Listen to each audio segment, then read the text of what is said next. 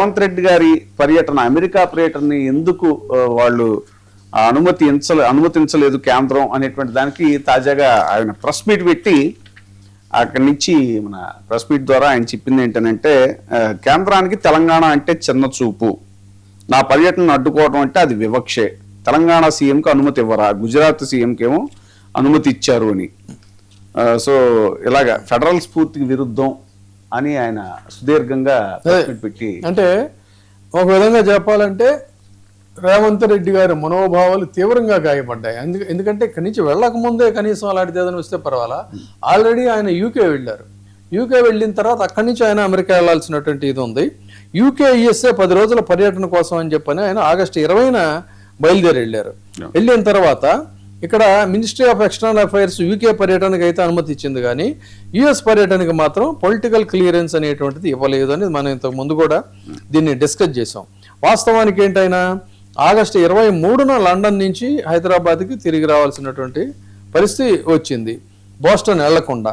ఎందుకని 24న Harvard University, MIT, August 25నేమో Northeastern University, Virginia Tech, ఆ ప్రతినిధులతో కార్యక్రమాలు కూడా ఆయన ఫైనలైజ్ అయినాయి, ఆయనకి ఖరారైనాయి. తర్వాత ఆగస్టు 26 న్యూయార్క్లో ఇండియన్ ఓవర్సీస్ కాంగ్రెస్ యుఎస్ఏ నిర్వహించేటువంటి మీట్ అండ్ గ్రీట్ కార్యక్రమంలో కూడా రేవంత్ రెడ్డి గారు పాల్గొంటారనేటువంటిది కూడా షెడ్యూల్ అయింది.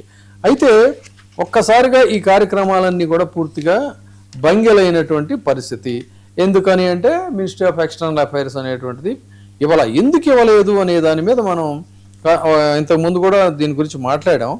చేస్తే మనకు తెలిసినటువంటి సమాచారం ఏంటంటే ఇండియన్ ఓవర్సీస్ కాంగ్రెస్ యుఎస్ఏ కార్యక్రమం కూడా ఇందులో ఉంది. అంటే ఐఓసి యుఎస్ఏ అనేటువంటిది కాంగ్రెస్కి అనుబంధంగా పనిచేసే సంస్థ.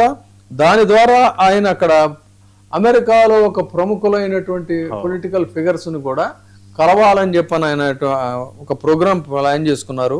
ఈ ఐఓసి కార్యక్రమం కారణంగానే ఈయనకి క్లియరెన్స్ ఇవ్వలేదు అనేటువంటిది మనకు వినవస్తున్నటువంటి మాట.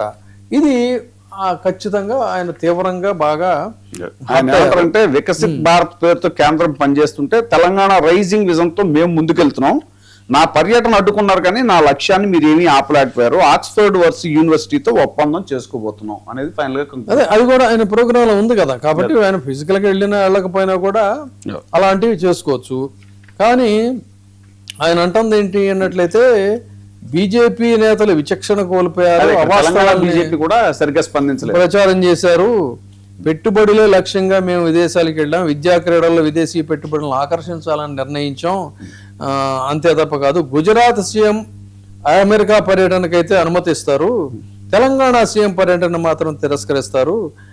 మరి ఇది ఇందులో కొంత లాజికల్ ఇదైతే ఉంది కదా, ఎవరినైనా కూడా మరి మీరు తిరస్కరించాలి. కానీ ఆ డిస్పారిటీ అనేటువంటిది కరెక్ట్ కాదని రేవంత్ రెడ్డి మాట్లాడిన దాన్ని కూడా మనం పూర్తిగా తప్పు పట్టడానికి వీల్లేదు. సో నా పర్యటన తప్పుగా పట్టించేలా బీజేపీ నేతలు మాట్లాడుతున్నారు, ఇందులో దాపరికం ఏమీ లేదు. దాపరికం ఉన్నట్లుగా విదేశాంగ శాఖ గ్లోరిఫై చేసింది అనేటువంటిది ఈయన చెప్తున్నటువంటి మాట. గుజరాత్ ఆధిపత్యానికి ఇదే నిదర్శనం, కొంచెం ఘాట్ అయినటువంటి విమర్శ కూడా చేశారు.